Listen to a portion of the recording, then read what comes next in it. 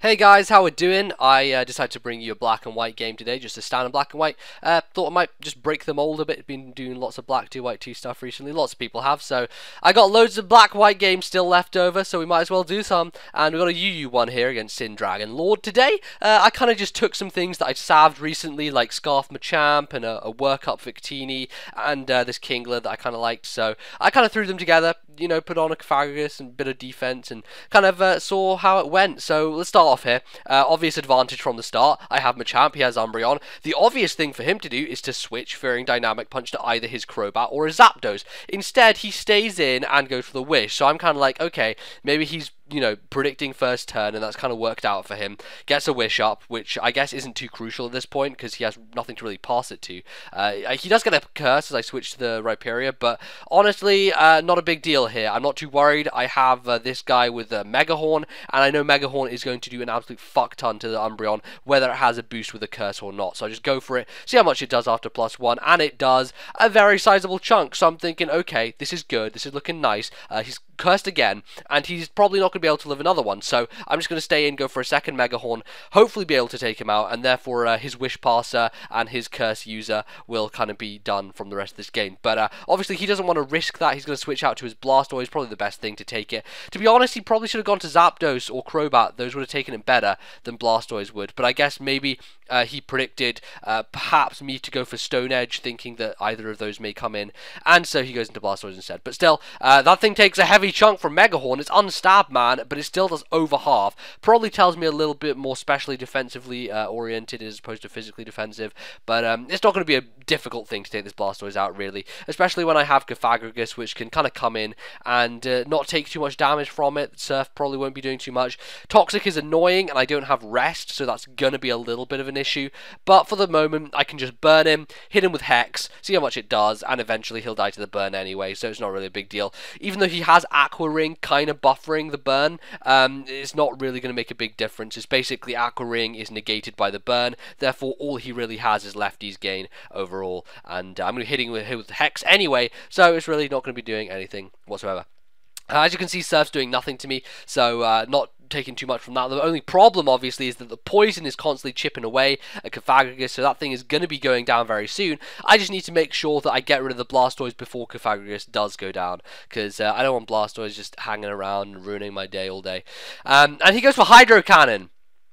And then I just drop my brain, and I'm like, wait, did that just happen? Did he just use Hydro Cannon, right?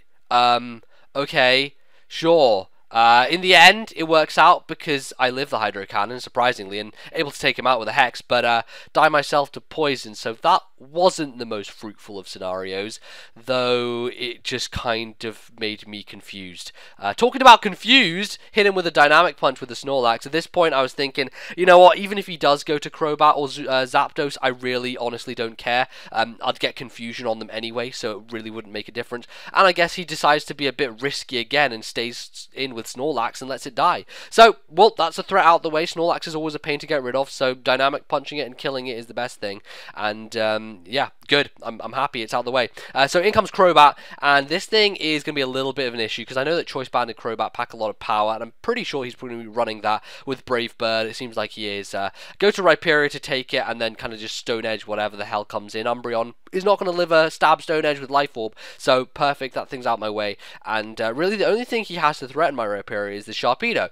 Sharpedo isn't too much of an issue for me to take out. You know, Machamp has enough health where it can live any hit. He obviously resists Crunch, which is one of his stabs, and Waterfall, of course, won't be doing as much as I really expect. And it looks like he doesn't really have Waterfall, so he goes for Aqua Jet on my Rhyperior, where Waterfall really would have done the job.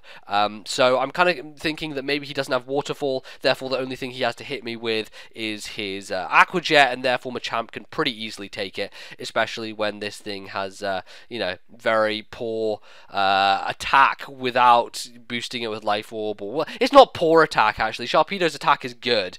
I'm just saying that Aqua Jet isn't the best move for him against me right now, because I can kill him with a Stone Edge, and yeah, that's kind of his day ruined, really. What he really doesn't know yet is that my Machamp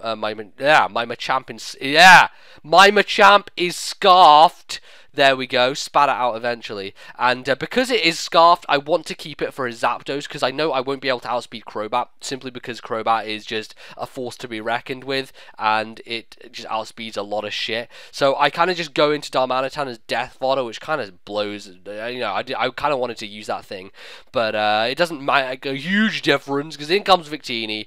Brave Bird is not going to be able to take my celery ass out, because I live on 82, and he takes all the recoil. I go for the Fusion Bolt, manage to clean the Crobat out, and the last thing he has is a Zapdos, and depending on what kind of Zapdos he's running, either Machamp will be able to deal with it, or Victini will be able to. I think I should be able to outspeed it with Victini anyway, so shouldn't be too much of an issue. Thing comes in, I'm going to throw a V-Create in his face, just like massive V, and just boom, like across the sky, destruction, death, dilemma, and crap, and flailing death thing. Bye. Yes, I can speak English. Thank you very much. Anyway, that's a game. I actually lived the Life Orb recall, so Victini survives, and I guess that was a 2-0 in the end, so pretty quick one. Nothing too difficult, I guess. No real predictions going on. Just your run-of-the-mill game, I guess. Your run-of-the-mill, very uncharacteristic 5th gen game. Something I don't really like about 5th gen. Like, you can't really remember individual games. They just don't really stand out as much as 4th gen did. But maybe that's just my old sorry ass being nostalgic again, as I usually am. Anyway, I hope you guys enjoyed this one, as usual as it was. And if you did, leave a like. That would help me out immensely. You know, help me find more viewers and other such things. Otherwise, I'll see you guys next time with another battle. So, yeah, goodbye.